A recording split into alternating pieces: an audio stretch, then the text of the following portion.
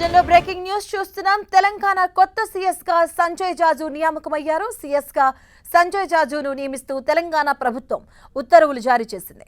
1992 IAS batch Telangana cadre కు చెందిన senior IAS Sanjay జాజు 3 రోజుల క్రితం కేంద్ర సర్వీసుల నుంచి రిలీవ్ అయ్యారు.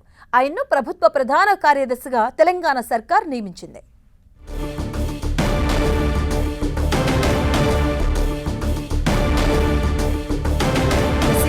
సంజయ్ జాజును నియమిస్తూ ప్రభుత్వం ఉత్తర్వులు జారీ చేసింది. దీనికి సంబంధించిన పూర్తి అప్డేట్స్ మా కరెస్పాండెంట్ చారి అందిస్తారు. చారి, మాధవి, తెలంగాణ ప్రభుత్వము కొత్త సీఎస్గా సంజయ్ జాజును నియమిస్తూ కొద్దిసేపటి క్రితమే ఉత్తర్వులు జారీ చేసింది. గత నెల రోజులుగా కొత్త సీఎస్గా ఎవరు వస్తారనే ఉత్కంఠకు ఈరోజు మొత్తానికైతే ఉత్కంఠకు తెర ముగిసిందని చెప్పుకోవచ్చు. ఇక ఒకవైపు ఇటు ముగ్గురు పోటీ పడ్డారు. సంజయ్ జాజుతో పాటు వికాస్ రాజు, ఇటు జయేష్ రంజన్. అయినప్పటికీ రాష్ట్ర ప్రభుత్వం సంజయ్ జాజు వైపే మొగ్గు చూపింది. సంజయ్ జాజు కేంద్ర సర్వీసుల నుంచి తాజాగా 3 రోజుల క్రితమే రిలీవ్ అయ్యి తెలంగాణకు వచ్చారు. ఇప్పటివరకు కేంద్ర సర్వీసుల్లో పనిచేశారు. అయితే సంజయ్ జాజును నియమిస్తూ ప్రభుత్వం ఉత్తర్వులు జారీ. ఇక ఈ నెల 30న రామకృష్ణారావు వస్తుంది. ఆయన పదవి కాలం ముగియనుండడంతో ఇక సంజయ్ జాజును నియమిస్తూ ప్రభుత్వం ఉత్తర్వులు జారీ చేసింది. ఇక పదవి కాలం ముగియగానే మరుసటి రోజు నుండి సంజయ్ జాజు కొత్త సీఎస్గా పడతారు. అయితే ఇప్పటివరకు ఈయన 1992 బ్యాచ్కి చెందిన సంజయ్ జాజు తెలంగాణ క్యాడర్కు అలాట్ అయ్యారు. మధ్యప్రదేశ్కు చెందిన అధికారి, మధ్యప్రదేశ్కు చెందిన స్వస్థలం మెకానికల్ ఇంజనీర్లుగా పోస్ట్ గ్రాడ్యుయేషన్ చేశారు. అదేవిధంగా ఈయన ఉమ్మడి ఆంధ్రప్రదేశ్లో పలు జిల్లాలో కీలక బాధ్యతలు నిర్వహించారు. అదేవిధంగా పశ్చిమ గోదావరి జిల్లా కలెక్టర్గా కూడా పనిచేశారు సంజయ్ జాజు. హైదరాబాదు జిహెచ్ఎంసీకి అదనపు కమిషనర్గా కూడా పనిచేశారు. అదేవిధంగా సివిల్ సప్లై శాఖ కూడా కమిషనర్గా పనిచేసిన అనుభవం ఉంది.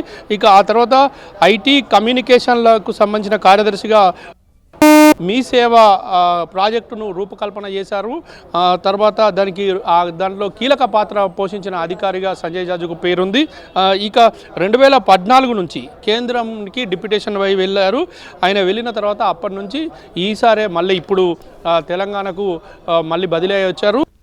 రావడంతోనే ఆయనకు సీఎస్గా పదవి దక్కింది. తెలంగాణ ప్రభుత్వం ఆయనకు కీలక పదవిని బాధ్యతలను ఇచ్చింది. ఇక ఇంతకుముందు సమాచార ప్రసార శాఖ మంత్రిత్వ శాఖ I&Bలో కార్యదర్శిగా కేంద్రంలో కొనసాగారు. ఈశాన్య ప్రాంత అభివృద్ధి మంత్రిత్వ శాఖ కార్యదర్శిగా కూడా సంజయ్ జాజు బాధ్యతలు నిర్వహించారు. మొత్తానికైతే తెలంగాణ ముందు అనేక సవాళ్లను సంజయ్ జాజు ఎదుర్కోబోతున్నారని కూడా మనం చెప్పుకోవచ్చు. అయితే ఇప్పటి వరకు రామకృష్ణారావుకు పదవి కాలం ఎక్స్టెన్షన్ చేస్తారు, మరికొంతకాలం అనే వార్తలు వెలువడ్డాయి. చివరికి మాత్రం సంజయ్ జాజును నియమిస్తూ ఉత్తర్వులు జారీ చేసింది రాష్ట్ర ప్రభుత్వం. చారి, అంటే ఎప్పటి నుంచి సంజయ్ జాజు విధులు స్వీకరించే అవకాశం ఉంటుంది? 30 తారీఖు బాధ్యతల నుంచి ఇటు రామకృష్ణారావు వైదొలుగుతారు. ఇక జూలై 1 నుండి సంజయ్ జాజు అంటే పదవి బాధ్యతలను వైదొలిగే నుంచి సాయంత్రమే ఆయనకు బాధ్యతలను అప్పగిస్తారు. అప్పగించిన తర్వాత అప్పటి నుంచి ఇక కొత్త సీఎస్గా సంజయ్ జాజు రాష్ట్రానికి ఉన్నారు. ఈయన 29 ఫిబ్రవరి వరకు, అంటే 2029 ఫిబ్రవరి వరకు సంజయ్ జాజు సీఎస్గా కొనసాగే అవకాశం ఉంటుందని సమాచారం. Right, thank you Chari.